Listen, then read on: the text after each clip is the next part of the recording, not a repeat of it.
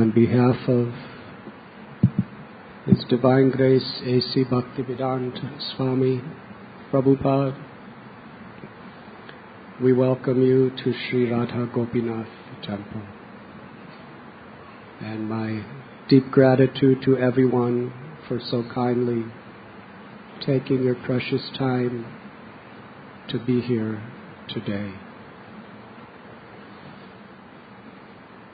Today we have very illustrious association in the form of Bhakti Charu Swami Maharaj, Ras Mandala Prabhu, and I believe Yadubar Prabhu is somewhere.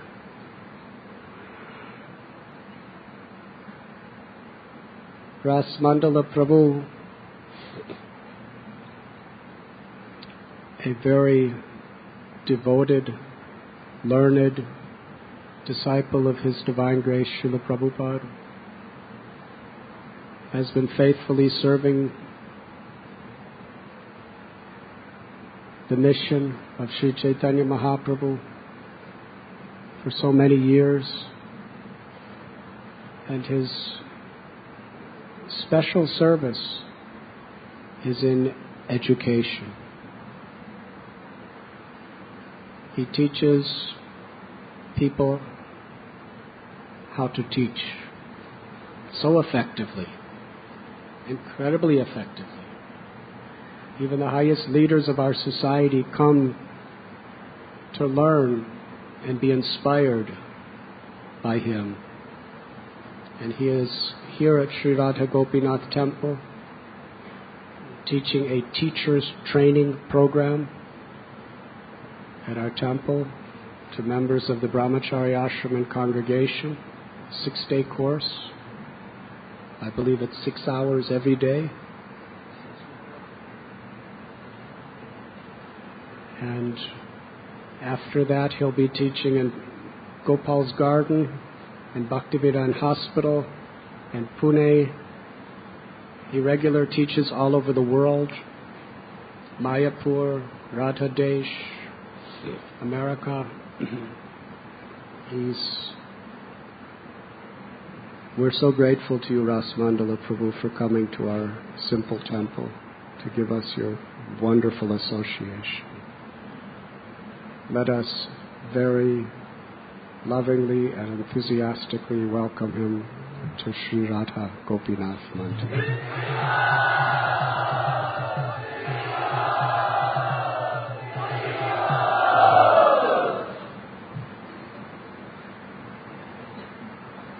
He's also involved in many other educational programs within ISKCON. Today's lecture will be given by His Holiness Srila Bhakti Charu Swami Maharaj, who we all know so well. Within hardly a year or so of his coming in association of devotees, Srila Prabhupada, seeing his dedication, seeing his incredible spiritual potential, Prabhupada gave him first initiation, second initiation, and sannyas.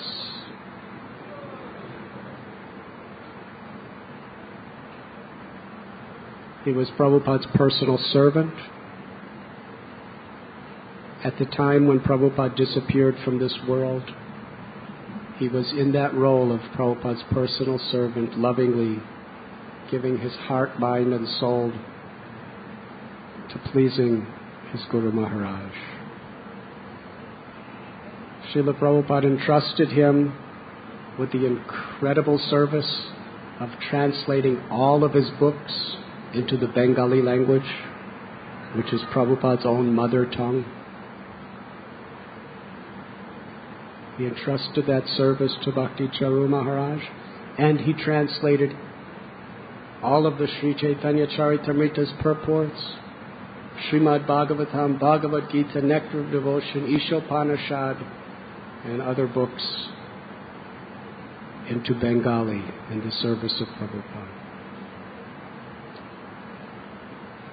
He also traveled around the world countless times, preaching, inspiring. His kirtans and the CDs of his kirtans are famous throughout the world for melting people's hearts. Many imitate him, but no one I've ever heard can do it like Bhakti Charu Maharaj. Even I've tried, and I gave up long ago.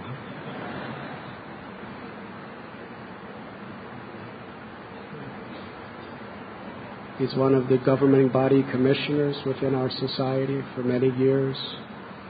His Abhay Charan series, a unique, creative way through the media of cinema, television, he has been expressing and glorifying his love for Srila Prabhupada to the world. He's the Minister of Culture for ISKCON, for obvious reasons. And at this particular time, this devotee who's on demand in every corner of this planet has decided, in the service of Srila Prabhupada, to focus his energy in nearby Ujjain in Madhya Pradesh. And it is unbelievable what he's doing, the contacts that he's made on every level, people coming and actually giving their hearts to Krishna. There's a major, large, magnificent temple under construction, and it's expected to be complete with installation of deities by Nityananda Prabhu's appearance day of next year. Of course, we know Ujjain is the place of one of the 4 places of Kumbh Mela, and also the ashram of Sandipani Muni, where Krishna, Balaram, and Sudama studied. So Bhakti Charu Swami Maharaj, one of his very special features is his amazing love for Srila Prabhupada and his willingness to do anything and everything to help the devotees of ISKCON. We're so grateful that you have come, Maharaj. Let us very lovingly and enthusiastically welcome him back to Sri Radha Gopinath Temple.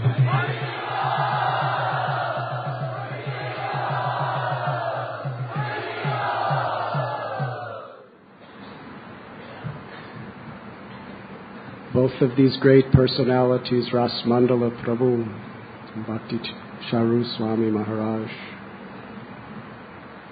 have bestowed great mercy upon me and have bestowed great mercy upon all of us by being here today. Once more, very loudly, let us welcome them.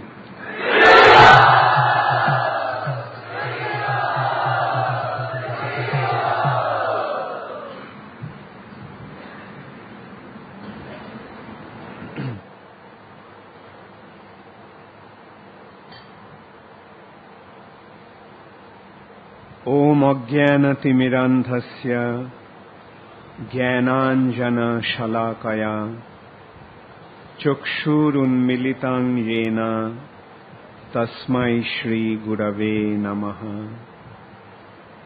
Nama Om Vishnupadaya Krishna Pristhaya Bhutale Srimate Bhaktivedanta Swami Niti Namine. Namaste Saraswate Deve Gauravani Pracharine Nirvishesha Shunnavadi Paschata Deshotarine. Shri Krishna Chaitanya Prabhu Nityananda Shri Advaita Gadadhar Shri Vashadi Gaura Bhakta Vrinda. Hare Krishna Krishna Krishna Hare Hare Hare Rama Rama Rama Hare.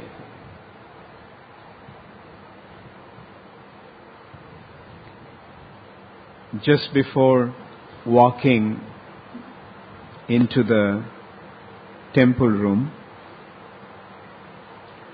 Radhanath Maharaj told me that he would give me a short introduction. Now, if this was Radhanath Maharaj's short introduction, then I wonder what Maharaj's long introduction would have meant. Now, whenever Maharaj introduces me, I face a major difficulty. The difficulty is that the way Maharaj has introduced, I have to at least try to stay up to that standard, up to that description. And I know that since I do not have the ability to stay up to that standard, I am faced with great difficulty. Maharaj has this wonderful ability. He is always glorifying everyone. And this ability of Maharaj simply makes one thing very clear, that is how pure his heart is.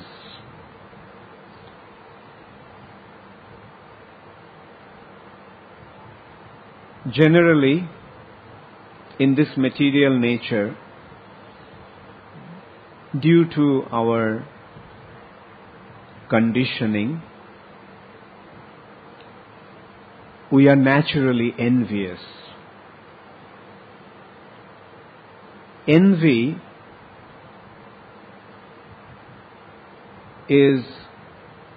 acts in a way where it makes us feel that all the glorification, all the honor, all the respect should be given to us.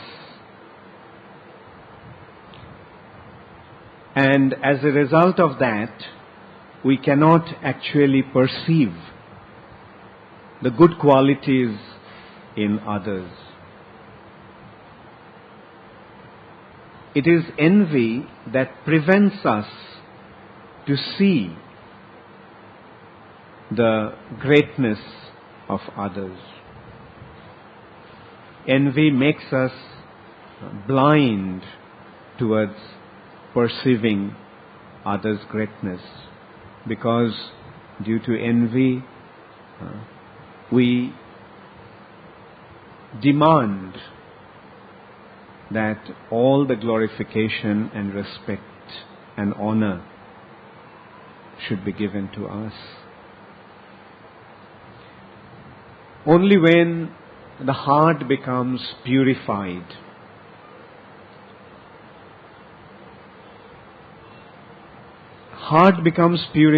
means there are various impurities. Generally, those impurities are classified in 6 categories: lust, greed, illusion, anger, illusion, pride, and envy. Envy is actually the last one. The first one is lust, Kam, Krodh, Lobh, Moha, Mad, Matsarya. The Matsarya is the last one, because that is the most difficult one to overcome. Therefore, at the beginning of Srimad Bhagavatam also, it has been pointed out, Vasudev pointed out, that when the heart becomes free from envy, then only one becomes a sadhu. Sadhu actually means pure. Sadhu means honest. Sadhu means saintly.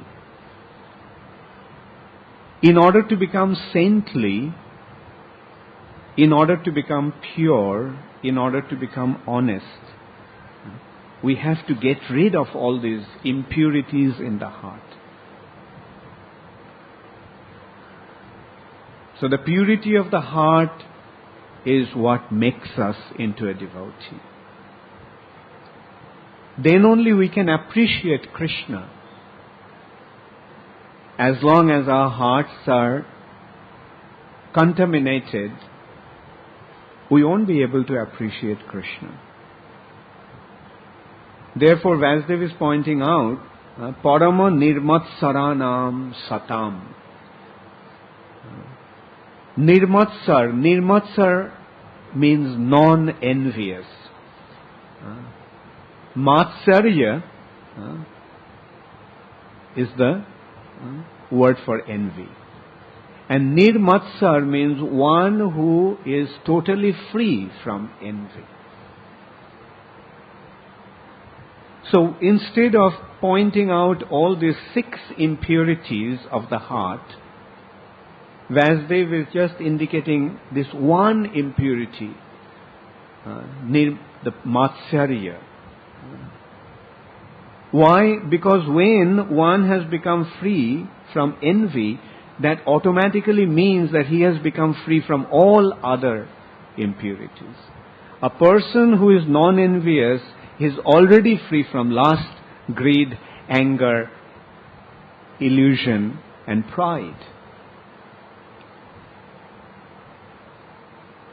So, ultimately it is a matter of purity of our hearts. Purity of our hearts actually mean the purity of our soul. It is the soul that resides in the heart, in the region of the heart. So purity of heart actually means the purity of the soul. When the soul becomes purified, then we become spiritually situated. The cause of our fall down from the spiritual sky is our impurity. The soul became impure. The soul became contaminated. The consciousness became contaminated. Actually, the soul doesn't become contaminated. Soul in its constitutional position is an eternal part and parcel of Krishna. So the soul doesn't become impure. It is the consciousness that becomes contaminated. Therefore, the process that Srila Prabhupada gave is a process of purifying our consciousness. The International Society for Krishna Consciousness. In its pure state, the soul is naturally Krishna conscious. The soul is conscious of only one thing, Krishna and Krishna's activities along with his devotees in the spiritual sky. So when the consciousness is projected towards Krishna, the soul is pure.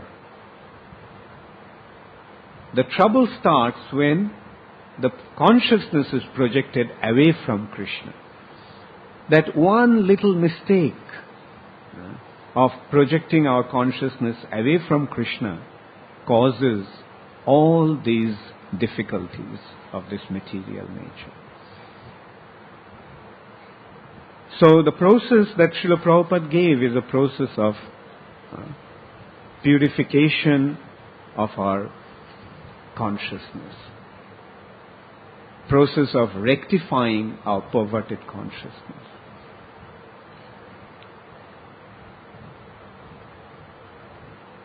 When we see Radhanath Maharaj, we see a perfect example of purity. Because his heart is pure, he can glorify everybody. Even if the person doesn't have the qualities, Maharaj will see those wonderful qualities in him.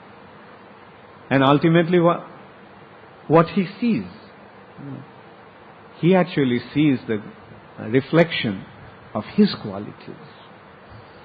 The qualities that he has cultivated, the qualities that he has developed.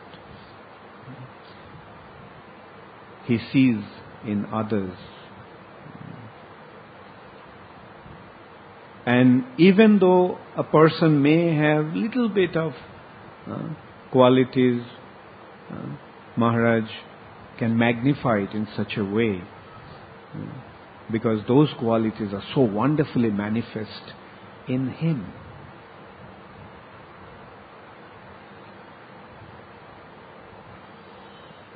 I always feel very honored and enlivened to be in Maharaj's association. And especially when I see you all in such a wonderful gathering, it naturally enlivens the heart. This also is another projection, another manifestation of Maharaj's purity and Maharaj's greatness. Prabhupada said that Krishna Shakti bina nahe tar pravartan. Krishna consciousness cannot spread without Krishna's potency, without Krishna's mercy, without becoming empowered by Krishna. Now, it's such a wonderful experience to come here and see so many of you have accepted Krishna consciousness so wonderfully. In India, to get a large gathering is not difficult. It's not difficult to get a large gathering. Sometimes people get 20, 30,000 people gather. But the number is not important. The quality is what actually matters. So here I can see it's not only the number that is impressive, but it's the quality that is so enlivening, so encouraging, so inspiring. And the quality of what? The quality of devotion. The quality, the intensity of accepting the teachings of Krishna consciousness and practicing it, molding one's life according to those teachings. Now, how can one encourage, how can one inspire so many people, and not only inspire, at the same time systematically guide them, is a wonderful example for all of us to follow.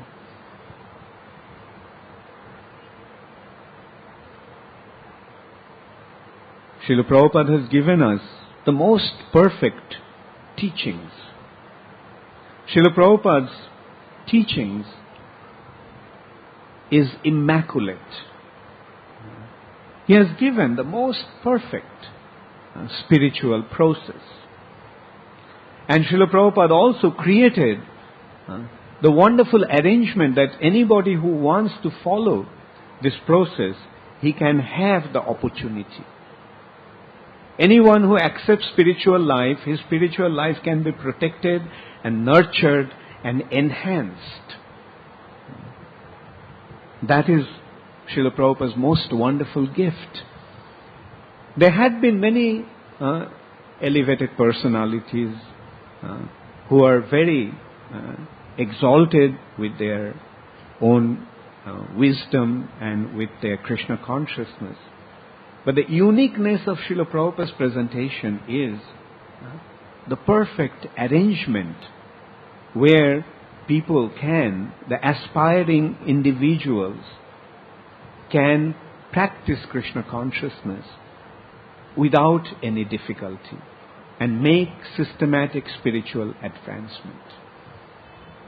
And that is Srila Prabhupada's most wonderful gift, and that is Srila Prabhupada's International Society for Krishna Consciousness. And when we see, then we can see this gift of Srila Prabhupada in the form of ISKCON is actually an extension of Srila Bhaktisiddhanta Saraswati Thakur's mission. Srila Prabhupada, therefore, is the most perfect representative, the most perfect disciple of Srila Bhaktisiddhanta Saraswati Thakur. Bhaktisiddhanta Saraswati Thakur again got this concept of an institution for propagating Krishna consciousness all over the world from his illustrious father, Srila Bhakti Vinod Thakur. Bhakti Vinod Thakur came to revive Sri Chaitanya Mahaprabhu's teachings. Actually, soon after Sri Chaitanya Mahaprabhu's disappearance, within 2-3 generations, his teachings started to wither. His teachings started to gradually disappear, become covered over. After Mahaprabhu, Nityananda Prabhu continued the preaching. The Goswamis of Vrindavan were continuing the preaching mission. And then Srinivas Acharya, Narottam Das Thakur, Shyamananda Prabhu continued the mission in a glorious way. Their disciples also continued the mission, but gradually a deviation crept in. The thing about a deviation, that at the beginning it is not really detectable. It doesn't appear to be a deviation. It seems, well, it's the same thing. But it's like a train line, rail line. Like it starts off with a small deviation, but then at the end we see it goes into a totally different direction. The same thing happened in Chaitanya Mahaprabhu's mission. Apparently those who are followers, or rather exalted spiritual leaders, started to deviate. Little deviation, introduce something which was not in complete line with Sri Chaitanya Mahaprabhu's teaching. But eventually it became a complete diametrically opposed to Mahaprabhu's teachings. And in this way, eventually, through these Apasampradayas, due to the influence of the Apasampradayas, Chaitanya Mahaprabhu's teaching was completely lost. Who are those Apasampradayas? They're Aul, Baul, Lara, Lady, Kartabhaja, Sahajiya, Sakhiveki, Churadhari, Sai, Darvesh, Jati Goswai, etc. And as a result of their perverted introduction, Mahaprabhu's teachings were completely lost. Two things disappeared gradually after Mahaprabhu's disappearance: Mahaprabhu's Dham and Mahaprabhu's teachings. Mahaprabhu's teachings got covered over, real teachings of Chaitanya Mahaprabhu got covered over by these Apasiddhantas. And Mahaprabhu's Dham disappeared, and in place of Navadvip, Mayapur, some unscrupulous people started some business claiming that those were the places of Mahaprabhu's pastimes. But then Bhakti Vinod Thakur came, and he revived these two things: teachings of Sri Chaitanya Mahaprabhu, and retrieved the place of pastimes of Sri Chaitanya Mahaprabhu. And Chaitanya Mahaprabhu's mission was revived in this way by Bhakti Vinod Thakur. Bhaktivinoda Thakur was completely convinced about the fact that this movement is meant to spread all over the world. Chaitanya Mahaprabhu predicted that, but we don't see anyone was giving so much emphasis on that statement of Chaitanya Mahaprabhu, that in every town and village all over the world, this Krishna consciousness movement is going to spread. But Bhaktivinoda Thakur was absolutely emphatic. He started to write books. In his books it became clear, and especially in his English writings, although not very extensive writing, but two small books, the life and precepts of Sri Chaitanya Mahaprabhu and Bhagavat. And in both the books, Bhaktivinoda Thakur emphatically emphasized that in due course of time, this movement is going to spread all over the world. And not only to spread all over the world, all different religions of the world will come under the banner, under the umbrella of Sri Chaitanya Mahaprabhu's Sankirtan movement. What an inconceivable foresight and what an inconceivable conviction on Sri Chaitanya Mahaprabhu's statements. So Bhaktivinoda Thakur established, he could not establish an institution, but he gave a blueprint how this mission would spread all over the world in every town and village. He gave it in the form of his Namhat structure. Namhat, the marketplace of the holy name. And he considered that this amazing business will be established all over the world. The business of the holy name.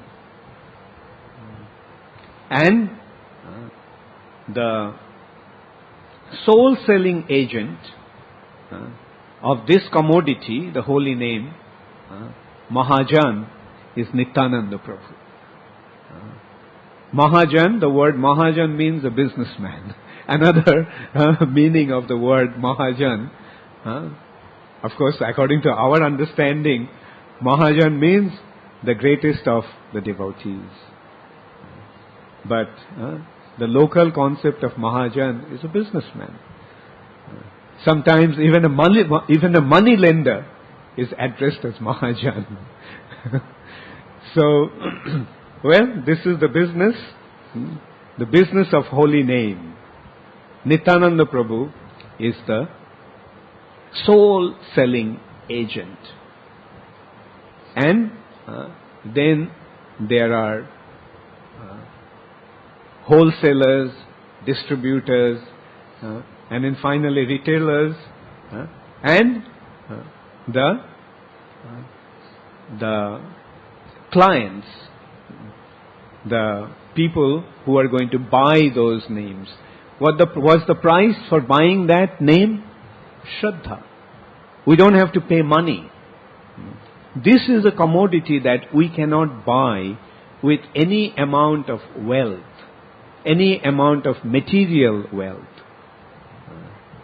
This commodity can be purchased with only one price, that is Shraddha. Shraddha mulle bikaye naam. He is selling the name, he is distributing the name for the price of Shraddha. The more Shraddha one has, the more one will be able to buy the name.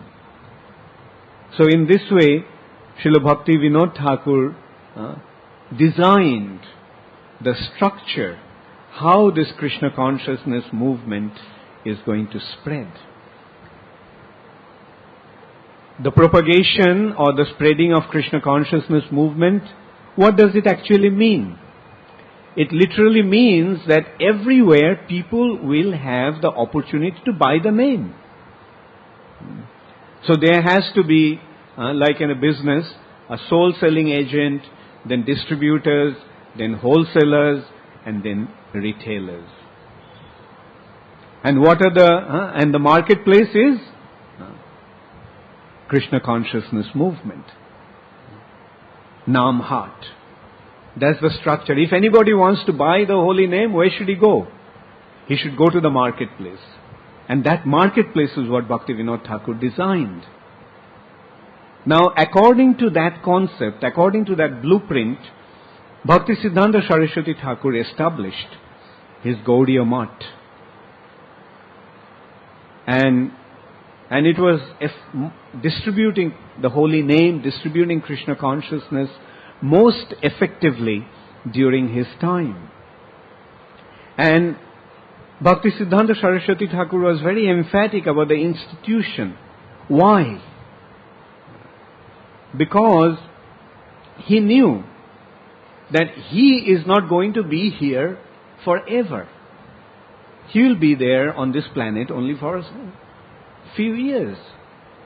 He actually starting his preaching work in 1920. His preaching mission, maybe you can go back at least 1918. Actually, it started from 1919, 1920.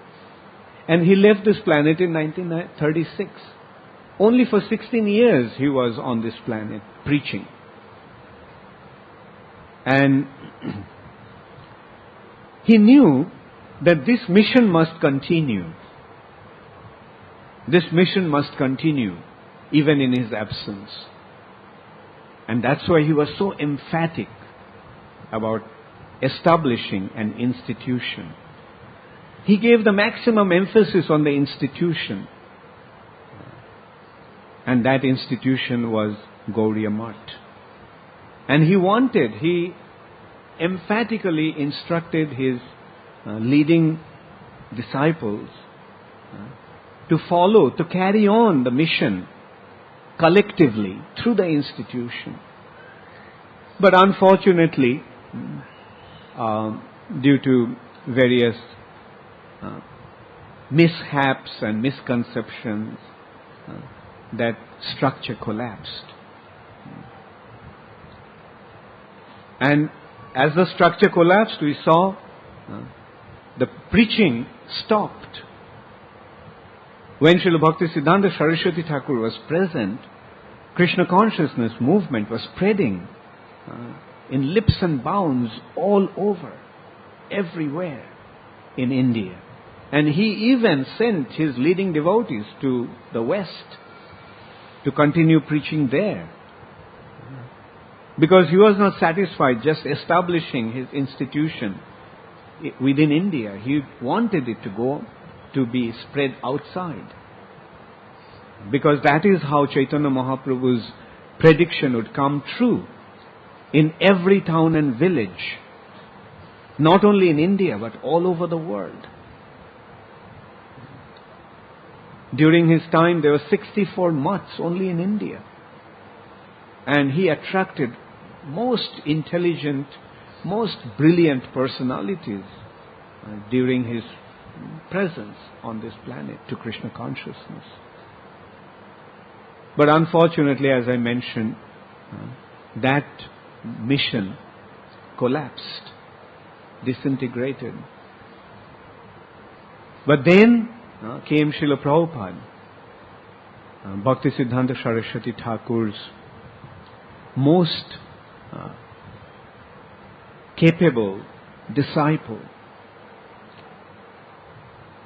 The sign of the loyalty of a disciple is in how sincerely he carries the spirit of his spiritual master. How sincerely he carries the instructions of his spiritual master. Srila Prabhupada was not really one of the leading disciples of Bhaktisiddhanta Saraswati Thakur when he was on the planet. When Bhaktisiddhanta Saraswati Thakur was on the planet, Srila Prabhupada was not even one of his leading disciples. Apparently. Prabhupada was not even a sannyasi. Bhaktisiddhanta, naturally, the sannyasis take the leading position. Srila Prabhupada was a householder. Therefore, Prabhupada's identity was quite obscure during Bhaktisiddhanta Saraswati Thakur's time. But when we go delve deep into Srila Prabhupada's life, then we see that from the very first meeting with Bhaktisiddhanta Saraswati Thakur, Srila Prabhupada actually accepted his instruction to be his life and soul. His whole life was actually centered around his spiritual master's instruction. And that is the sign of a genuine disciple. A genuine disciple, a true disciple, is one who carries the instruction of his spiritual master as his life and soul. He is prepared to offer everything. He is prepared to even sacrifice everything. He is prepared to even sacrifice his life to follow the instruction of his spiritual master. And we see that so wonderfully manifest through Srila Prabhupada's activities. The first time he met with Srila Bhaktisiddhanta Saraswati Thakur, Bhaktisiddhanta Saraswati Thakur just gave a very simple instruction. At their very first meeting, you spread the message of Sri Chaitanya Mahaprabhu throughout the world through English language. You are an educated, intelligent man, you must take up this mission. Just the first meeting, one meeting, and that actually changed Srila Prabhupada's life completely. Srila Prabhupada was a very successful young man. At the age of 26, he was the manager of one of the first pharmaceutical companies in India. There were only 2 pharmaceutical companies. I don't know about other parts of India, but in Calcutta, there were just 2 pharmaceutical companies. And in those days, pharmaceutical companies were considered to be the most progressive kind of business. One was Bengal Chemical, and the other was Dr. Bose's laboratory. And Srila Prabhupada, at the age of 26, he was the manager of that pharmaceutical company. He was a married man. He was a householder with a son. But what did Srila Prabhupada do? He quit his job. When Dr. Bose asked him why he was quitting his job, this job was most coveted job for any young man, and here Prabhupada is just quitting his job, submitting his resignation. Why? He asked him why. And Prabhupada told him that he met a saintly personality, and he instructed him to spread the message of Sri Chaitanya Mahaprabhu and make that to be his life's mission. Therefore, he has made this instruction as his life's mission. And Prabhupada said, now that I am employed by you, my time is sold out to you. So I can't fulfill that mission as an employee of your company. Dr. Bose tried to convince Srila Prabhupada, no, that you are not an employee. You are like my son. And when a son joins the father's business, he doesn't become an employee. But Prabhupada would not listen to that argument. Srila Prabhupada was determined that in order to spread the message of Sri Chaitanya Mahaprabhu, he has to commit himself completely. At the same time, he's a householder, so he'll have to earn his money. So Dr. Bose asked him, so what will you do? He said, well, I'll just do some business. Maybe I'll just go to the share market and start something there. Dr. Bose didn't like the idea. He said, okay, if you want to run your own business, then I'll give you the agency of my products for North India to you. Srila Prabhupada accepted that proposal. He agreed to become the agent for Dr. Bose's products, Dr. Bose's laboratories products for North India. And Srila Prabhupada went to Allahabad, he set up his pharmacy there, and he was traveling around selling Dr. Bose's products. But Prabhupada's heart was not in business. Prabhupada's heart was in spreading Mahaprabhu's mission. So Prabhupada himself said in his business he was not successful. And Bhaktisiddhanta Saraswati Thakur pointed out that yes, you are not doing so well in your business because your heart is not in business. He said, in order to be successful in business, you have to love money. But that's not the case with you. So that's why you are not so successful. I'm not surprised. So that is how we can see from the very first meeting with Bhaktisiddhanta Saraswati Thakur, Srila Prabhupada was completely committed to his mission. Srila Prabhupada accepted his instruction as his life and soul. So in this way, Srila Prabhupada carried the spirit of Srila Bhaktisiddhanta Saraswati Thakur in his heart. And that became manifest in due course of time. Srila Bhaktisiddhanta Saraswati Thakur's mission, when it was lost after his disappearance, was revived by Srila Prabhupada. And that mission of Srila Bhaktisiddhanta Saraswati Thakur is the International Society for Krishna Consciousness. So we can see that ISKCON is Bhakti Vinod Thakur's Namhat and Bhaktisiddhanta Saraswati Thakur's Gaudiya Math. That concept, that spirit, that strategy and that understanding became perfectly manifest through Srila Prabhupada in his ISKCON. So this International Society for Krishna Consciousness is actually the extension of Srila Prabhupada. Srila Prabhupada has become unmanifest, but ISKCON, in the form of ISKCON, Srila Prabhupada is still present. And Srila Prabhupada's loyal disciples, loyal followers are carrying on that spirit of Srila Prabhupada in the form of the International Society for Krishna Consciousness. And in this institution, when one practices the process properly, what will be the outcome? What will be the result? The result is that his heart will become purified. Nirmat Saranam Satam. He will become a Satam. He will become a Mahatma. He will become a pure devotee of Krishna. So the perfect process is there. The perfect arrangement is there. The perfect teachers are there. Now it's up to us to just follow the process. So when I come here and I see you all, what do I see? I simply see that how Srila Prabhupada's teachings, how Srila Prabhupada's instructions, how the process that Srila Prabhupada gave works in a most wonderful way. And as I was saying, why it is working? Because just as Srila Prabhupada carried the spirit of Srila Bhaktisiddhanta Saraswati Thakur in his heart, Radhanath Maharaj is carrying the spirit of Srila Prabhupada in his heart. And that's why it's working. It's working.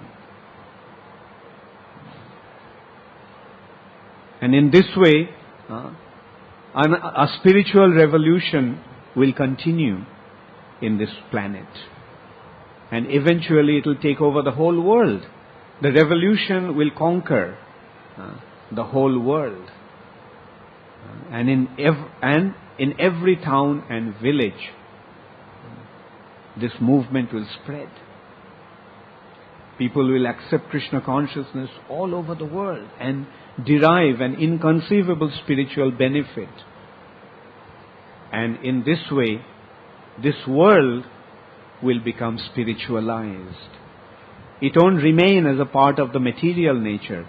Rather, this part of the material nature, this planet, for thousands of years to come, will become transformed into spiritual sky, Vaikuntha.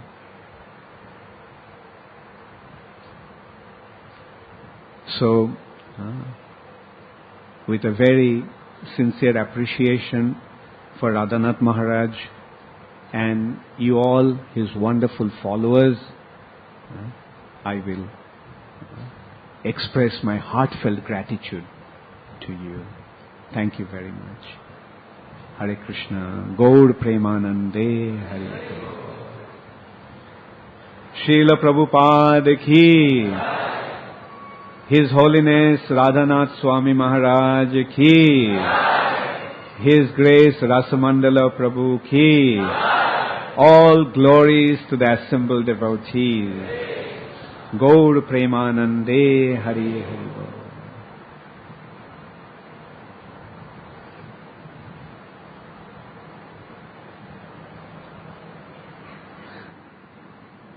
Hare Krishna. Maharaj, I've got a confession to make that when I give classes, I have stolen from you a very good ending for a class that I remember years ago. I had the pleasure of attending your course in Vrindavan on Vaishnava etiquette, and I thank you for that. But Maharaj said once, and you mentioned it this time, Maharaj was comparing the heart to different substances, such as gold or jewels. But he recommended that our heart become like butter, because then Krishna will steal our heart. So Maharaj, I've stolen that ending. But in one sense, I think that summarizes your heart. Hare Krishna, thank you. I was listening to a lecture by Srila Prabhupada the other day, and I've always noticed how Srila Prabhupada says things that are unusual. He's not predictable like many religious leaders or politicians when they speak. And he said, this Krishna consciousness is not enough. So I was surprised. There must be a Krishna conscious society as well. And many religious people, they say, I don't want organized religion. But Srila Prabhupada, as Maharaj was telling us, has to be organized. There also has to be an organization for Krishna consciousness. Of course, India is not so well known, at least in England, I'm from England, for being so well organized. We British tend to think that we gave you the railways and so on.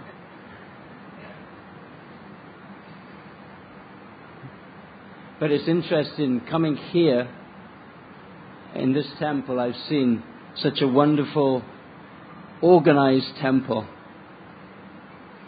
I also come from Oxford. I live in Oxford. So Oxford was the center of the study of Hinduism, what we might call the Vedic tradition. There are many notable scholars there, such as Max Muller, H.H. Wilson, and so on. You'll be pleased to hear that the Oxford Centre for Hindu Studies is reviving the study of the Vedic tradition in a different way, because the British tended to look down on the Indian civilization. You probably know the story that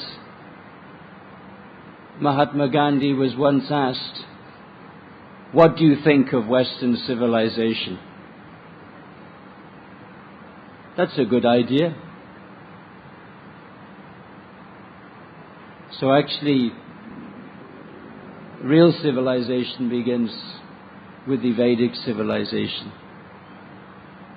So they're very proud of being in Oxford, learned and thoughtful.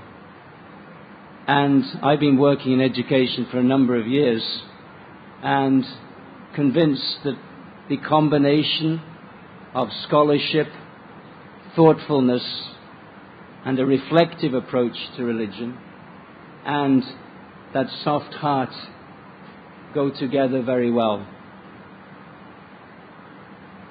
I'm also reminded of another saying that Srila Prabhupada made. You may know it. He said, "We have to have the courage of an English officer and the heart of a Bengali mother."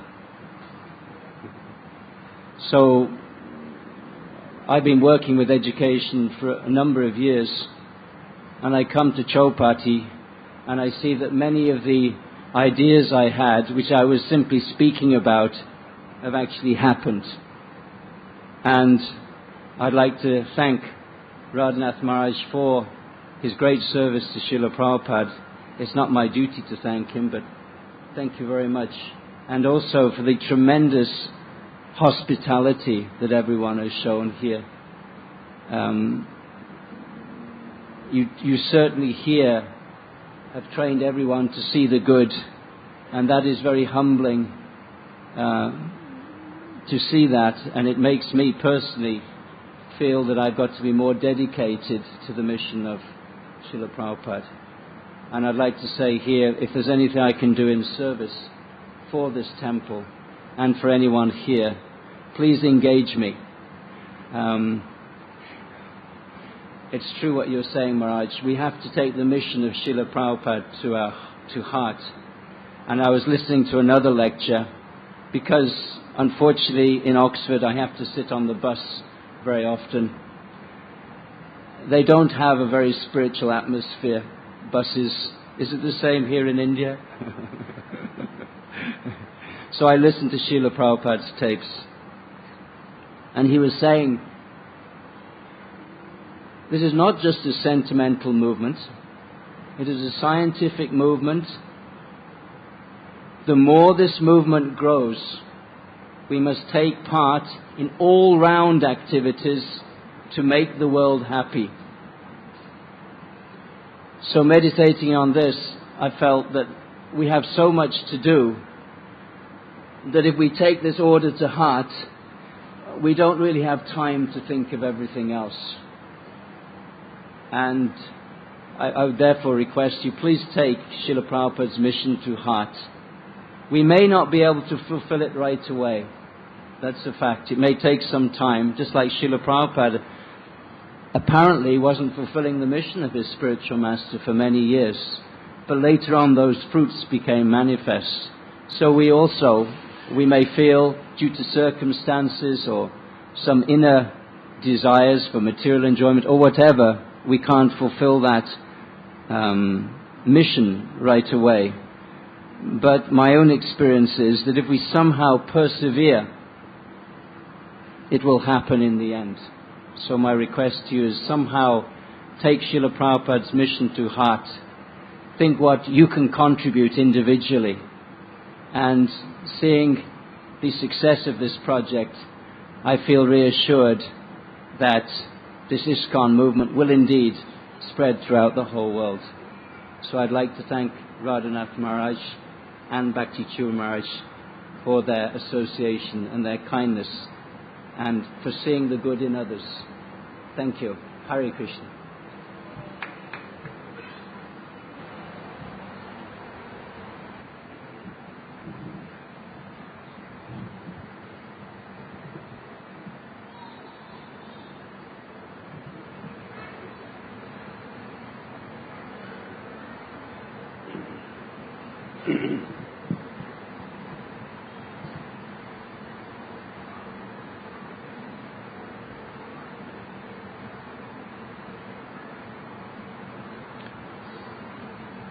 Vijavanaya Sampane Brahmani Kavihastini Sunichaiva Swapake Cha Pandita Samadarshanaha. Krishna tells us in this verse in Bhagavad Gita what the quality of a person who is actually learned. Not just in a theoretical sense, but with realization. Such a person is gentle. And they see every living being with equal vision. Whether that person be a highly qualified, learned Brahmin, or a cow, or a dog, an elephant, or even a chandala, a penniless beggar living on the streets, even the sinner who is addicted to all kinds of abominable activities, a person who knows God sees the essence within everyone's heart, sees the potential in everyone's lives. Because such a person sees the presence of Krishna everywhere. Because in essence, every living being is part and parcel of Krishna.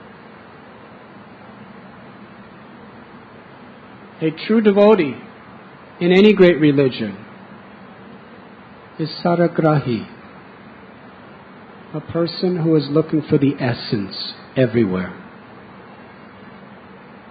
Paramhamsa is the legendary idea of a swan, special Rajhamsa swan. He can go into even a muddy pool of water and not concern himself in any way with the mud, but will go right to the lotus flower and doesn't even care about the other parts of the lotus flower. He just goes right to the essence of the nectar and drinks that. Even if polluted water is mixed with milk, the Rajhamsa can extract the milk and leave all the pollutions behind. Why? Because he doesn't care anything for those pollutions. Person who looks for the essence, looks for the good everywhere, looks for the opportunity to serve the Supreme Lord in every situation and to be an instrument of the Lord's compassion. That is a person who is actually spiritual.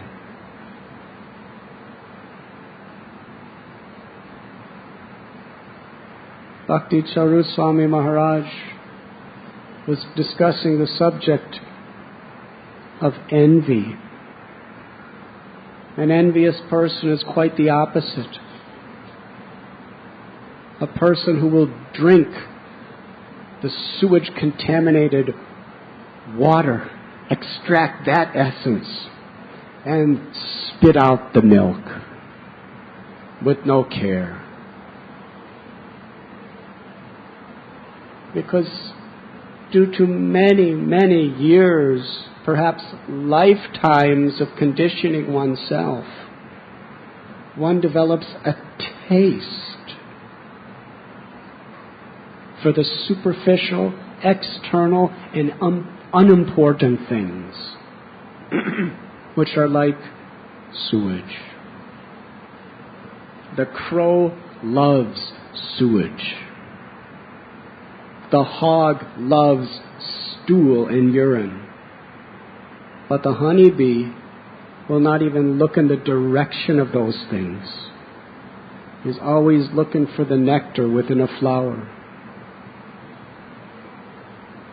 One who is beginning to awaken love of God develops these attributes. Krishna tells Arjuna in Bhagavad Gita, your qualification for being able to understand my message is you are not envious of anyone, anywhere, at any time. You are not envious. You are my friend and my devotee. And Srila Rupa Goswami, he expounds on that principle and explains who is actually a great Vaishnava, who is a truly person advanced in spiritual life. It is not a person who could perform magical tricks, not a person who can produce ashes or read minds, or tell your future by looking at the stars.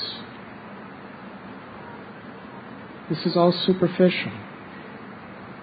What is the essence of a person who's really close to God?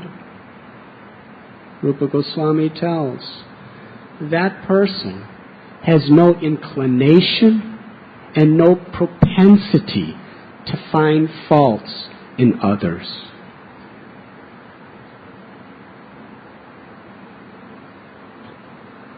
On one level, if we're sincere, we do not find faults with others. We do not speak harshly, unnecessarily about other people, whether it's true or false. We have the propensity, but we try to restrain it. That is part of the process. But a person with a pure heart, who could actually understand the words of Krishna, is a one who doesn't even have the slightest inclination or propensity to find faults with others.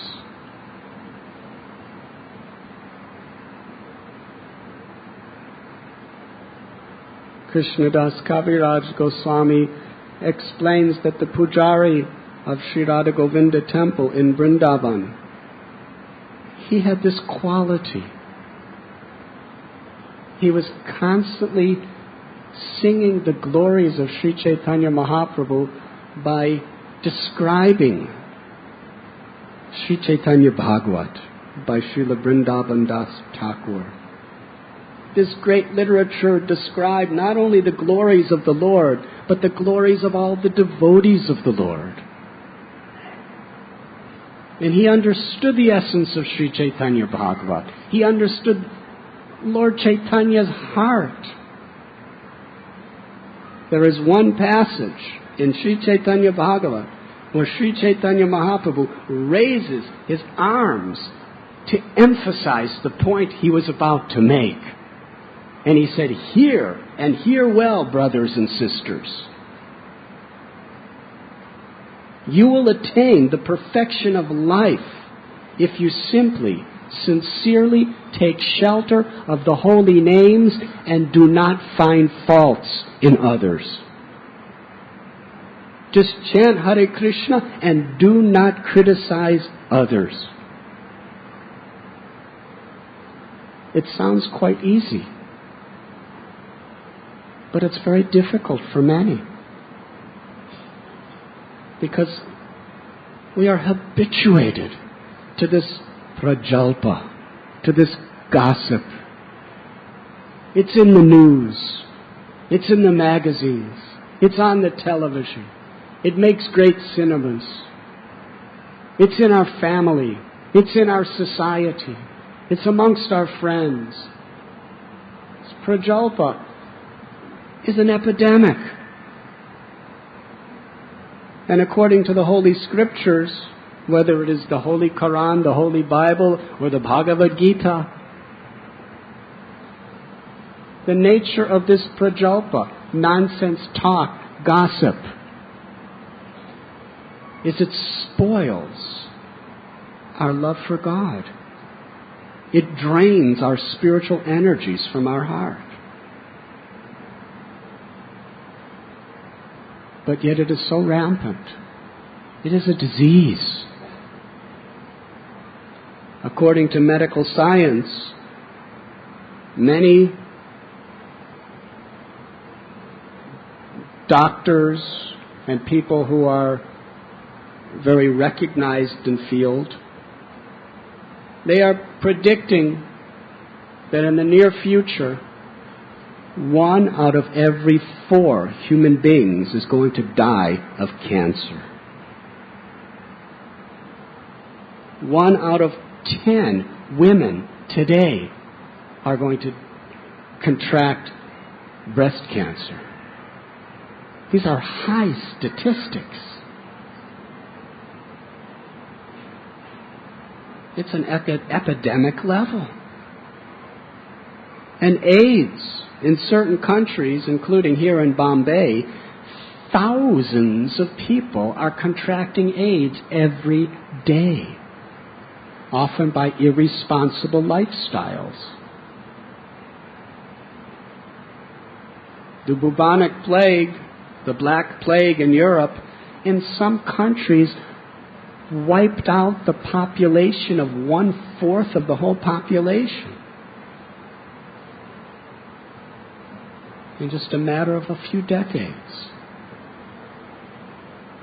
But this prajalpa, this tendency to find pleasure in hearing the faults, the fall downs, and the scandals of others and speaking that way, it is epidemic level. Practically 99% of the population are affected with this disease, an inner disease. That propensity to find fault with others. And what is that propensity? It is the most fundamental disease that keeps us bound to the sufferings of life. It is called envy. So yes, Lord Chaitanya Mahaprabhu emphasized Trinadapi Sunichena Tador Iba Sahishnana Amanina Manadena Kirtaniya Sada Hari. And why did he emphasize it so much? Because we can't really be a devotee. We can't really access the power of the holy name in full unless we take this so seriously. Lord Chaitanya gave us this command: to be more humble than a blade of grass, more tolerant than the tree, to give all respect to other and offer and not expect any respect for oneself. Then we could chant the name constantly. Why? We have this tendency to find fault with others. It is born of ahankar, the false ego, arrogance. The Bible says, "Judge not, lest ye be judged." We're very eager to judge others, and very eager to justify and even hide our own faults, and pretend we're something we're not.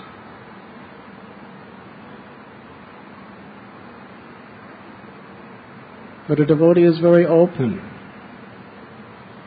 to find their own faults, and in that state, humbly fall at the lotus feet of the Supreme Lord and those who could help us. So this pujari at Radha Govinda temple, he was like this. He was constantly singing the glories of the Lord. Kirtaniya Sada Hari. And even the greatest personalities were coming to him to hear him describe Lord Chaitanya's beautiful pastimes and teachings. And why were so many people attracted? Krishnadas Kaviraj Goswami explains. Because he had no inclination to hear or speak the faults of others. In fact, if someone was gossiping about another person, especially another devotee, he would leave that place immediately. Even if it's true, I do not want to hear it. The fact that this person is trying to serve God is all I need to know to honor him or her.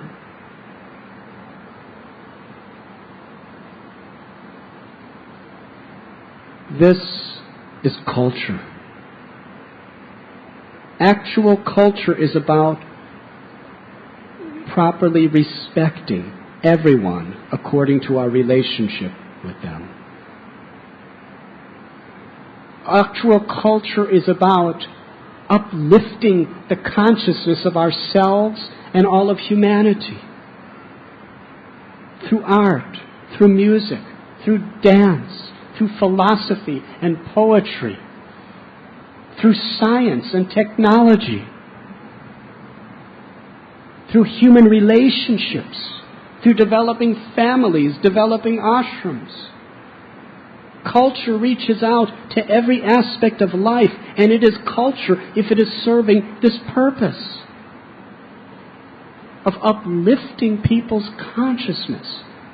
And real upliftment means bringing it closer to God, to Krishna. When Krishna is in the center of our life, when Krishna is in the center of our relationships, when Krishna is in the center of all of our efforts and endeavors,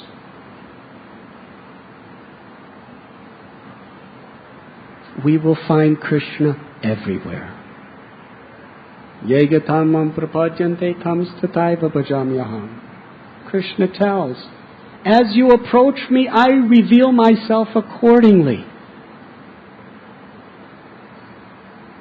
According to our desire, Krishna will reveal. If you want to find fault with others, by the Lord's will, we will see unlimited faults in that person, if that's what you want. Even if they're not even there, we will see it. And we will be convinced of it. It will appear to us as real as the sun at noon.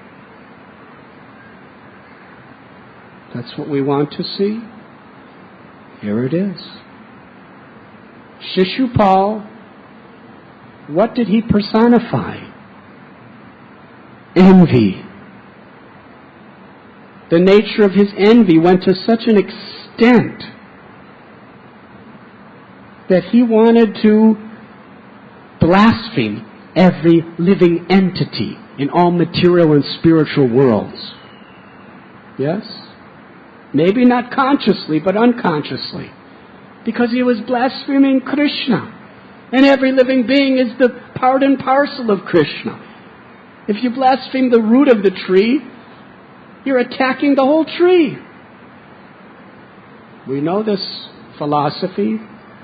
If you water the root of the tree, the whole tree is nourished. If you water the root of the tree properly, then all the branches, leaves, twigs, flowers, they will flourish. But if you attack the root of the tree, then you attack every part of the tree. So Shishupal was attacking Krishna. At every moment, every aspect of Krishna, he only saw faults. He only saw darkness. He was seeing pitch darkness in the sun. How is that possible? It wasn't just figurative. He saw it. He believed it. He was convinced of it.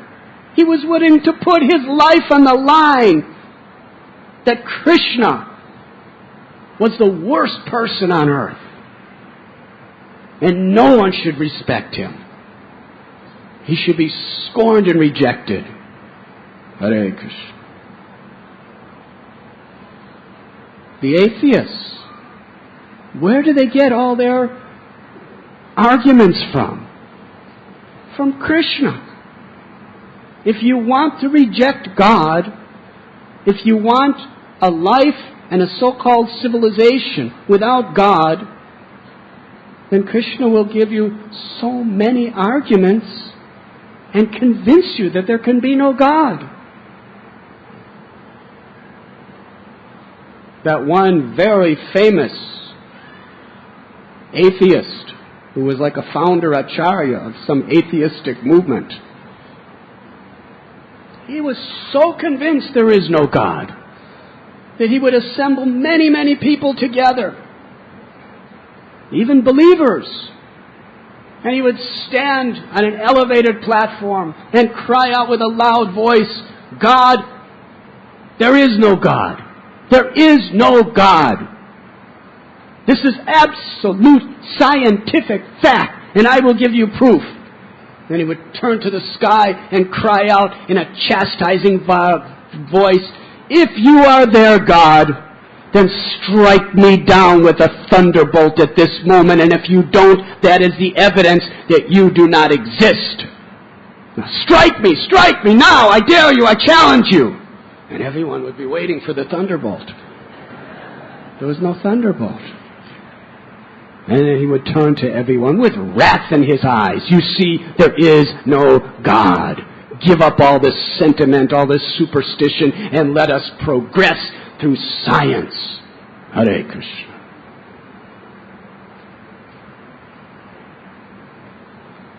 Krishna doesn't have to respond to such a fool's call.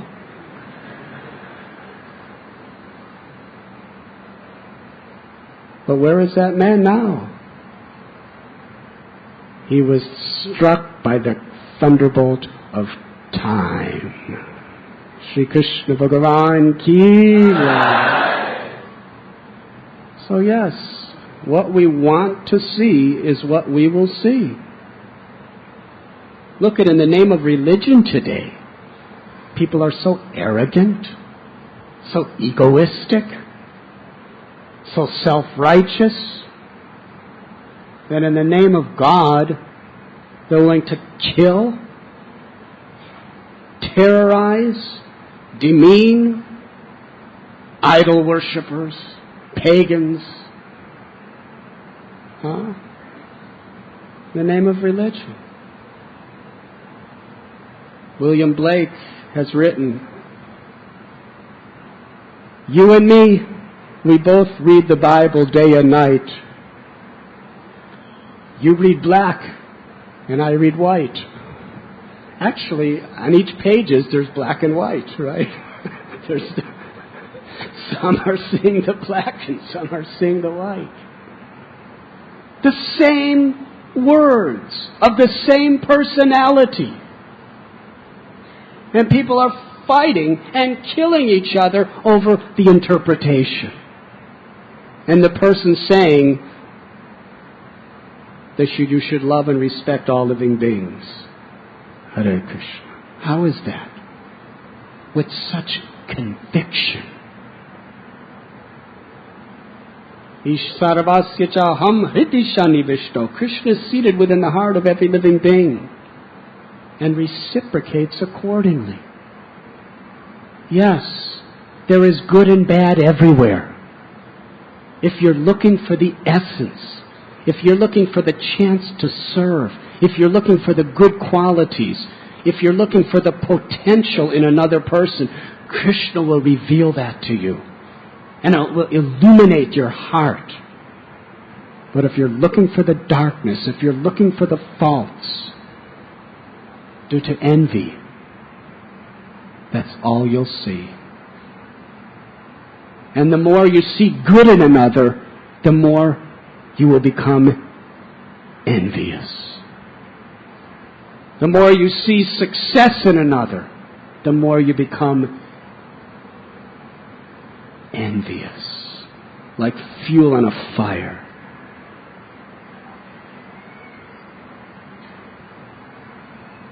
Sri Krishnadas Kaviraj Goswami declares, and Prabhupada repeats it with great emphasis, that what is a Vaishnav?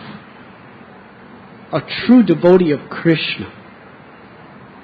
One who rejoices to see another person's success. One who rejoices to see another person spiritually prospering, being blessed and empowered to do wonderful things.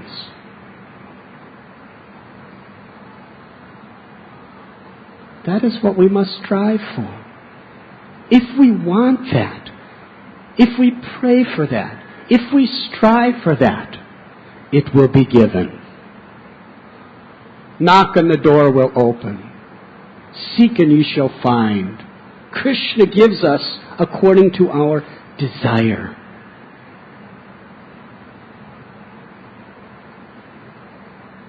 What Bhakti Charu Swami Maharaj was speaking was very, very deep and relevant to all of our lives. What he said about me was irrelevant because he was looking for a little drop of milk and he was leaving beside the whole ocean of sewage. But the principle he was speaking is very important. That yes, we have these tendencies to find faults in others, to see the bad in others, to exploit others. We have to be intelligent enough to identify it. The problem is not that person's fault. The problem is not that person's downfalls. The problem is I am envious. That is the problem.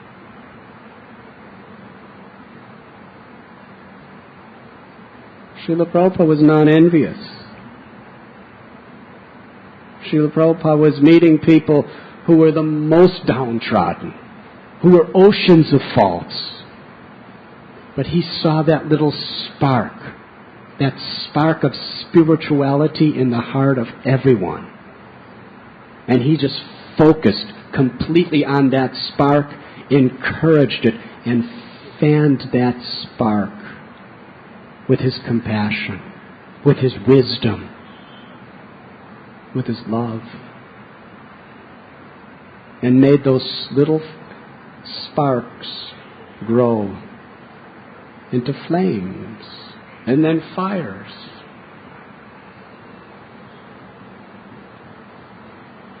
Such a fire that started spreading throughout all the continents on earth. That was Srila Prabhupada's nature.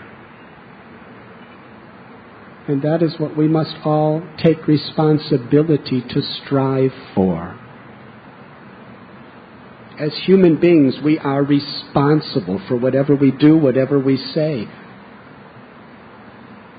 and for whatever we want to focus our minds on. So yes, we must take serious responsibility for this. Gopi Bhartur Padakamalaya Dasa Dasa Das Anudas, to be the servant of the servant of the servant of the servant, because that is a quality of love. To be the well-wisher, to be the friend of others, to live with a sense of dignity that other people can trust us. Bhaktisiddhanta Saraswati Thakur said this is the world of the cheaters and the cheated. Prabhupada said, you will go back to Godhead if you simply have faith in one thing, that I have not come to cheat you. I've come to serve you. I've come to give you the most precious gift. And Prabhupada was willing to sacrifice his life to give even the most insignificant person that gift of Krishna's compassion. So it is our responsibility. And we grow spiritually, Prabhupada explained, according to how we take responsibility in our lives. We cannot be whimsical. Thakur Bhaktivinoda has sung, Grihe Thako Vane Thako, Sata Hari Bole Thako, Suke Duke Bulo Nako, Bharane Hari Nam Korore, Gai Goda Madhu Sware.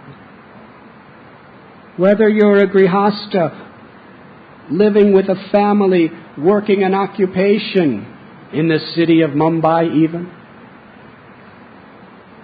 or whether you're a brahmachari or sannyasi living in the forest or in the ashram, that is not what's important. What is important is according to the directions of the Lord, we are taking shelter of the holy name. But our responsibility is we chant the holy name with this service attitude, with this disposition.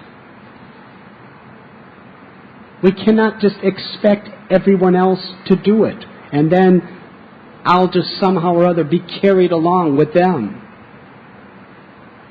That is not how we make spiritual progress. We all must personally identify ourselves and take responsibility for what Krishna is telling. Not to pollute the atmosphere with prajalpa, not to pollute the atmosphere with unregulated activities, but to invest goodness and grace into the atmosphere by seeing the good in others, by encouraging the good in others, by speaking the glories of the Lord, and by chanting in this spirit the holy names.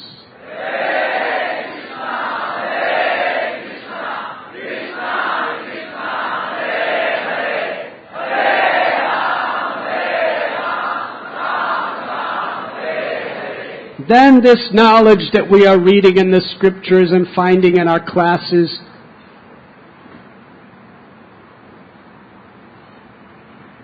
they will be transported from our brains to our hearts. And the heart is the sitting place of the soul, not the brain. No scripture tells us that the spirit soul and this Paramatma is seated within the brain of every living being. It's the heart of every living being. To become spiritually purified, this knowledge has to be transferred from our brains to our heart. It's not a matter of memorization. It's not a matter of eloquence and speaking. It's a matter of humility and dedication. And an enthusiasm to serve. An enthusiasm to see Krishna and to serve Krishna.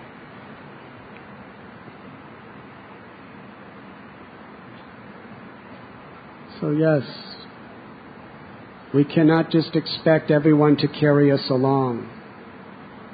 We must take shelter of Krishna, take shelter of Guru, take shelter of Vaishnavas. Because without that shelter, our spiritual inclinations will easily be crushed by Maya. But part of taking shelter, an essential part of taking shelter, it's not just a sentiment. Taking shelter means something dynamic.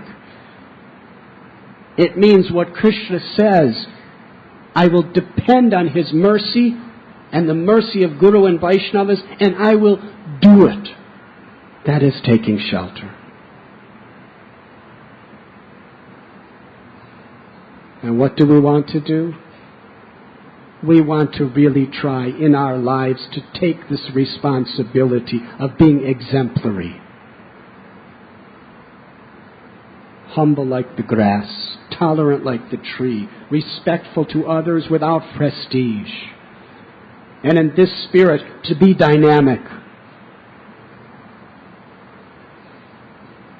And do powerful things within this world according to our capacity to enlighten human society.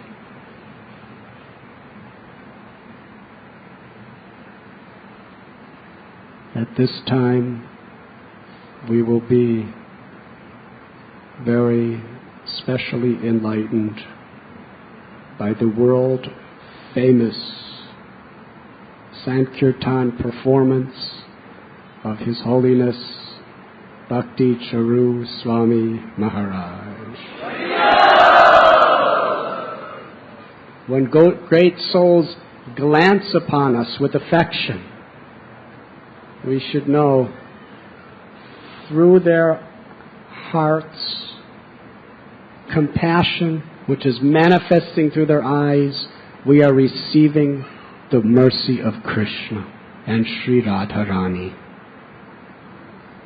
And when great personalities who have pure hearts, devoid of envy, chant the holy names, it is like a massive monsoon rain of mercy showering upon us. And our enthusiasm to hear and our enthusiasm to reciprocate by chanting and dancing will determine how we are receiving that monsoon rain of mercy that is falling upon us. So my sincere appeal to all of you, please forgive me for my offenses, and let us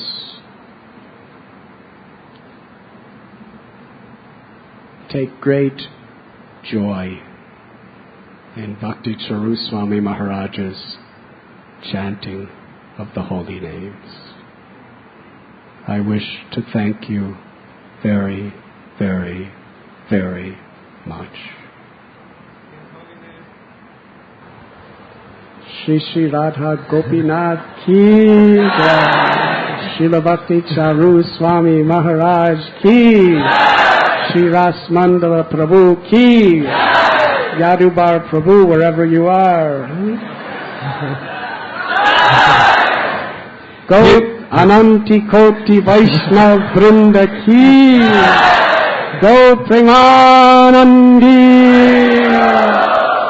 His Holiness Radhanath Swami Maharaj Ki. His Holiness Radhanath Swami Maharaj Ki. Jagat Guru Srila Prabhupada Ki. Shamaveto Bhakta Vrinda Ki. His Grace Rasamandala Prabhu Ki. Radhanath Maharaj was speaking about merciful glance. Right, now, one thing becomes very obvious. Kirtan.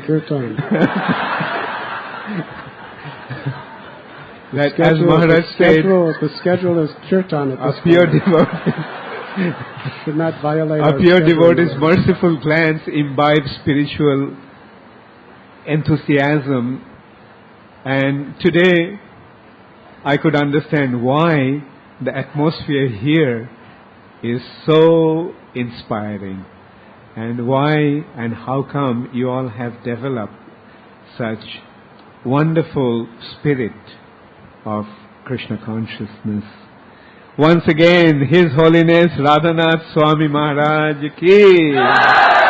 Gaur Premanande Hari. I was just remembering one statement of Bhakti Vinod Thakur. Bhakti Vinod Thakur is explaining about the hearing and chanting.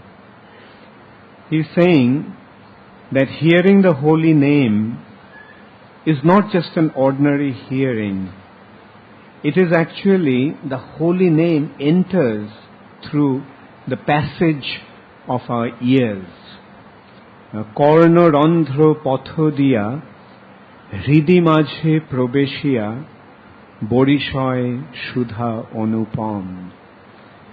Entering through the passage of our ears, it comes to the region of our heart, and there it starts to shower an unique nectar, an unique shower of nectar of Krishna consciousness, Krishna prema.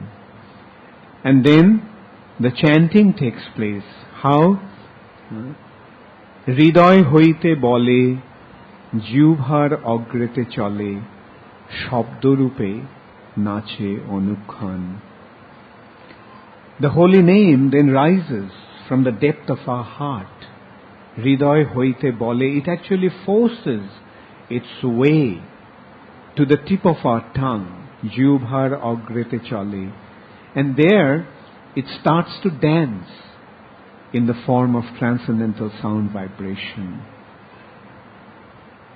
So, we must hear the holy name with the understanding that it is Krishna who is entering through our ears and coming to the region of our heart, begins to shower an unique nectar. And then, when you chant, it should be the holy name actually forces its way. It is the pure soul that chants. And that chanting is the sound, the holy name rises from the depth of our heart and coming to the tip of our tongue, it begins to dance in the form of transcendental sound vibration.